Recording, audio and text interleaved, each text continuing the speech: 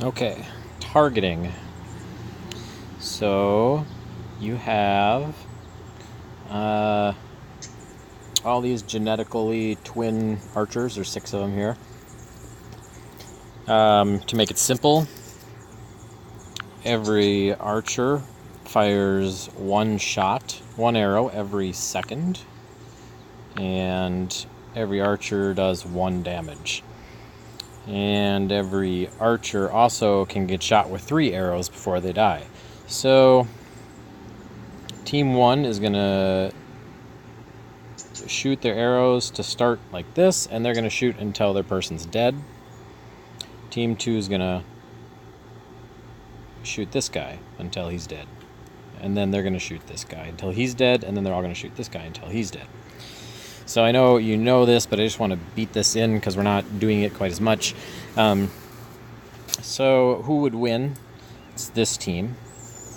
And why would they win? Well, the teams could, in theory, both last 3. This team's going to last how many seconds? It's going to last 9 seconds, actually. And until those 9 seconds, when each archer will take the last arrow all at the same second. I'm sorry, it is 3 seconds. 3 seconds. They're all going to be dead in 3 seconds because they're each getting hit by 1 arrow per second. So, but in those 3 seconds, in second 1, they're going to do 3 damage. In round 2, they're going to do 3 damage. And in round 3, when they die simultaneously, they're going to die 3 damage.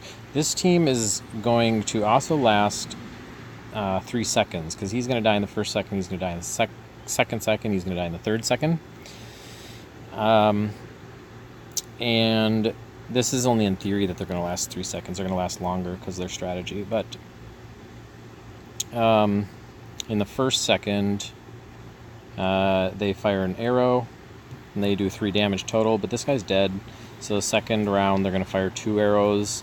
Then this guy's dead. In the last round, they're going to do that. So they get a total of potential damage 6. They get a potential damage of 9. So they're going to dish out more damage. And over 3 seconds, because they'll last longer. And in addition to that, that's not even really the case, because what's going to happen is they're going to do 1, 2. So round 1, 1 hit, 1 hit, 1 hit, dead. Round 2 is hit, hit, dead. Round 3, dead, dead. So this team is really actually going to, they're going to lose damage as they go. So what are we doing? If everybody was the same hero, that's what we want to do. We want to pick a target. Zenyatta puts his orb on them, and we eliminate them in less than a second if we can. And that's it. I mean, you want to, every hero you take out on their side is going to weaken their side in the next moment. So let's talk who we should target in Overwatch.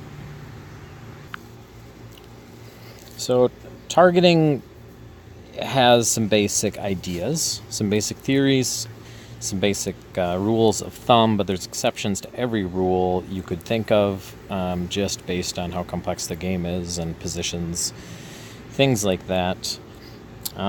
Real quick, again, I know I say this all the time, but so we're just going to talk about some targets and what's effective. I was going to say about Mercy, but I'll get into her, I guess, later. So the general theory is you want to take out the people who are doing the most damage, so that in the next turn of the game, in the next moment, the next moments of the game, their damage is taken away. Just like the other scene. And the other aspect is you want to be able to kill that person quickly. So you want someone who doesn't take a long time to die, doesn't have a lot of armor. So that's going to be someone squishy. And then the third thing is you don't want them to escape.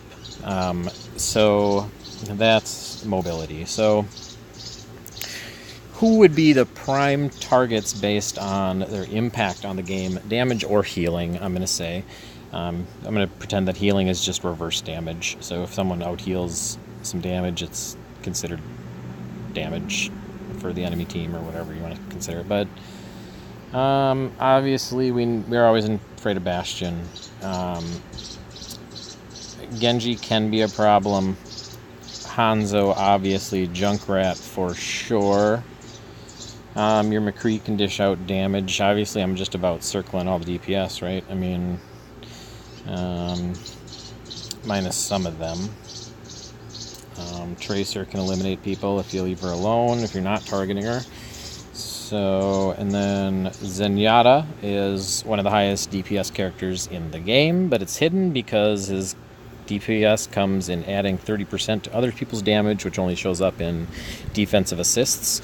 So he dishes out as much damage, if not more, than a lot of other heroes. It's just hidden, so you don't see it in the stats quite as much. But yeah, of course, in healing, Mercy, right? Mercy's does a bunch of healing. We got Moira. This is kind of old, so Moira and Brigitte aren't on there, but Brigitte's probably not a prime target unless she's in the middle of you guys. But Moira and Ana, because they heal. Okay. Now, and I circled all the guys with no hit points, obviously, so we got that factor. But the other problem is mobility. So who gets crossed back off this list? First is Mercy. She's a terrible target. The reason is that if you win, yep, that's great. But if you fail your mission, all the damage you put out in the first second, we'll say 1,500 damage, now is negated to 0 because it just didn't mean anything at all. At least if you're putting damage on other heroes and they're getting healed, you're distracting a little bit more. And then,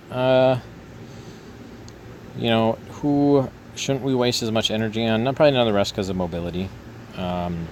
Moira, when you can catch her when she's weak, right after she's used her mobility, but that's kind of the targeting. And I'd say I'm going to circle in orange, I'm going to circle in green the people I think that should be the first targets. Ana, if she's out of position, if you can get to her. Junkrat, because he's not that mobile. He can make a big jump, but it's usually easy. Most heroes can get him. Hanzo. These are prime targets, I think, if you're targeting people in general. And Zenyatta. Zenyatta especially, again, because she does all the damage, and because he is extremely not mobile.